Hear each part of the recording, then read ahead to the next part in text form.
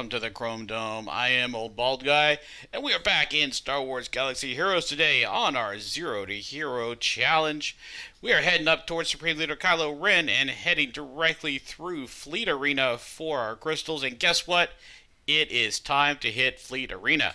We have hit level 60 just this cycle, technically right after refresh last night, and have dived deeply into it. Things are going pretty well. So let's get you caught up on where we're at. First of all, we hit 7 stars with both Nute and Geonosian Spy within the last couple of days. Sunfax up to 5 stars. We have managed to complete the health mod tier 5 challenge. So we're now getting 5-star health mods on a regular basis and started gearing all of our characters up with health mods to start with.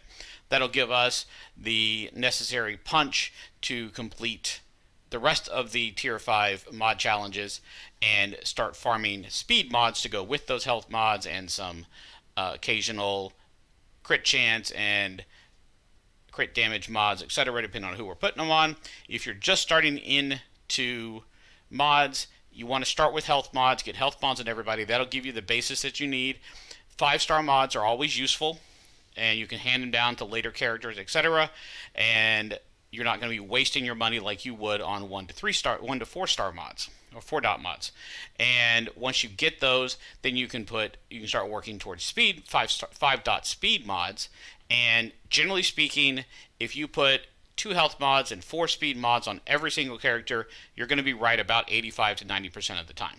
There are characters that need something different, and there's some fine-tuning and that kind of stuff. But as a general rule, 2 health mods and 4 speed mods will be the close enough to the right answer if you don't want to go through the whole mod optimization and that kind of stuff. You will want to do it. It will give you the benefits that you need. If you don't have the time or you don't have the inclination, that's the shortcut. Just 2 health, 4 speed, go.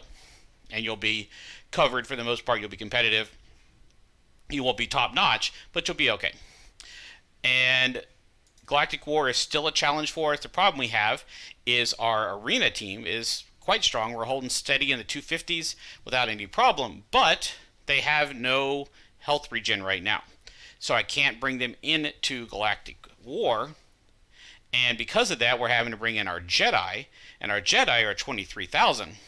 I need to get them up to about 35 to 40,000, and that will allow us to complete most of Galactic War with the Jedi and finish with the Separatist. So it's a bit of an issue. We're only getting to about node 9, 10, 11, occasional victory here and there, but it's still very slow going, and it is a bit of an issue for our Galactic War income. Now let's talk about the ships. Well, before we do that, let's talk about Squad Arena. This is why I say don't worry about Squad Arena as a free-to-play player. Even as a non-hyperdrive player, you really can't compete. So you look at this. I'm at 257. Holding solid, haven't really been attacked, haven't really dropped for the most part. It's a tough team to take out when you have Spy in there hiding and doing all his damage. I can't touch these teams. These are 80 and 85 hyperdrive bundles. I'm 60. No way in hell I'm touching these guys right now.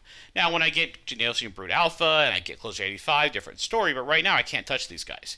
So there's no point in putting a lot of effort into building a strong team for this.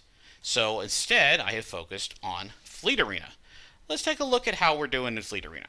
First of all, we still only have the one real ship for Fleet Arena out of our targeted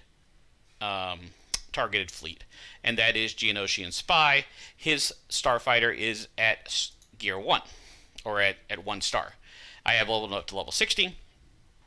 In addition, we have Vulture Droid, who is at 2 stars and leveled up to 60 as well. That's the first half of our fleet.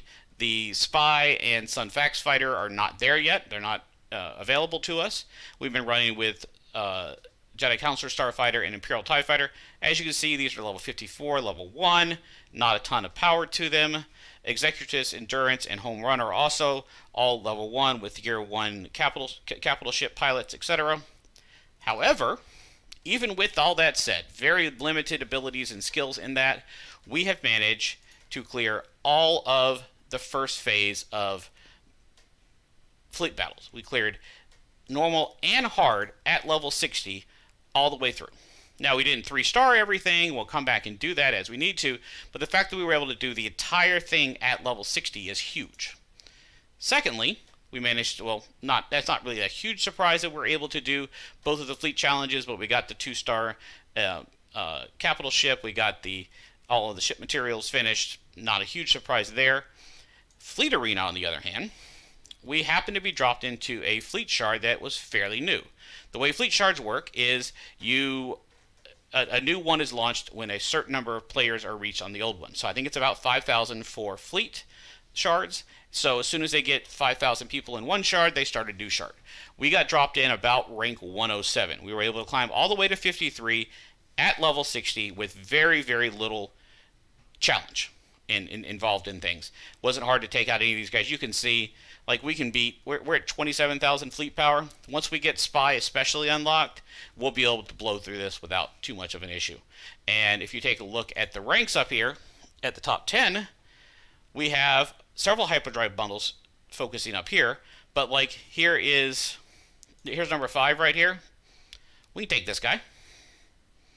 I mean, you know, he's not unskilled. I mean, he's got a pretty good TIE silencer and a Geonosian soldiers there.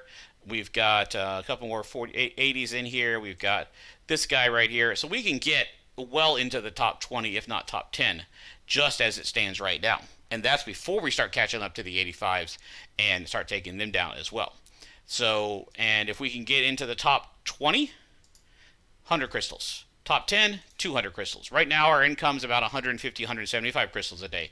Add another 100 or 200 on top of that will be huge for our farming abilities and getting things geared up and getting people to catch up. And of course, the 150 sim tickets is fucking awesome. Loving it. So,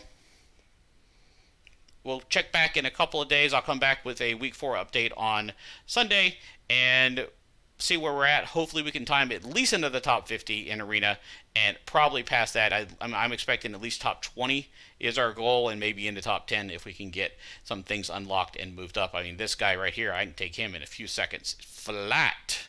No problem at all.